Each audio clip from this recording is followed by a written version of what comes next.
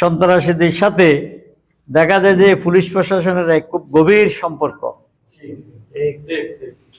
আমি দুই থানার ভারপ্রাপ্ত কর্মকর্তাকে বলবো এবং তার যে টিম আছে টিম এবং এখান থেকে চট্টগ্রাম এসপি যেটা ফটিকছড়ি থানার এসপি এবং এসপি সাংবাদিক বন্ধুদের মাধ্যমে বলবো এখানে অনেক নিরহ লোককে ধরে নিয়ে আসে ফটিকছড়ি থানায়ও এবং বুসফুর থানায়ও।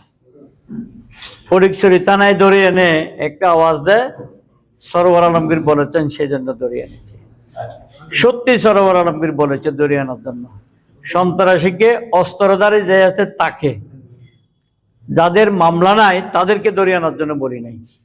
আজকে আপনাদের মাধ্যমে ফটিকছড়ি থানাকে বলবো যাদের কোনো মামলা নাই সে যে দলেরই হোক তাদেরকে যেন গ্রেপ্তার না করে। তাদেরকে যদি গ্রেপ্তার করে আমরা বাংলাদেশ জাতীয়তাবাদী দল ওই নিরহ লোকদের পাশে থেকে তাদের যারা ধরে আনছে তাদের বিরুদ্ধে আমরা যা যা প্রয়োজনীয় ব্যবস্থা তাই করব।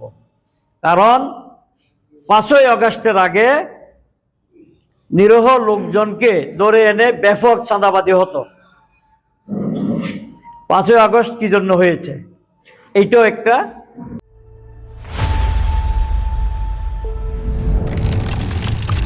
কারণ। আইন শৃঙ্খলা বাহিনীর অত্যাচার, সাথে সাথে তাদের হেলমেট বাহিনী যত বাহিনী আছে সবাই অত্যাচারের কারণে 5ই আগস্ট। 5ই আগস্টের পরবর্তীতে কিছুদিন ভালো থাকলেও দেখা গেছে একটা গোষ্ঠী বিভিন্ন নামে মব সৃষ্টি করে, ব্যাপক চাঁদাবাজি, ব্যাপক দুর্নীতি, ব্যাপকভাবে ভালো মানুষকে পর্যন্ত ধরে এনে নাজেহাল সহ এমন কিছু করে নাই, বাদ নাই। আমরা চেষ্টা করেছি সবার সাথে মিলেমিশে থাকার জন্য। আমাদের খুবই সুন্দর ফটিকছড়ি, আমরা সবাই একসাথে হিন্দু মুসলমান বৌদ্ধ খ্রিস্টান প্রতিটি রাজনৈতিক দল একসাথে বসবাস করতে চাই। এইখানে প্রশাসন যদি নিরহ লোককে ধরে এনে বিএনপি নেতা কর্মীদের নাম দেয় তাহলে এটা হলো দুঃখজনক। আপনাদের মাধ্যমে বলতে চাই আওয়ামী লীগকে শেখ হাসিনা সবাইকে নিয়ে পালিয়েছে, তার বাবুর শিক্ষক ও তার আত্মীয় স্বজন কেউকে রাখে নাই। বাংলাদেশে কিছু নিরহ লোক আছে না আওয়ামী লীগ করেছে, আছে কি নাই? কেউ অন্যায়তে জড়িত ছিল না? যারা অন্যায়কারী তারা তো নাই, দেশে নাই।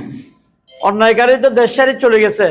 এখন যারা দেশে আছে তারা তো অন্যায় করে নাই, কোনো অন্যায়ের সাথে জড়িত না।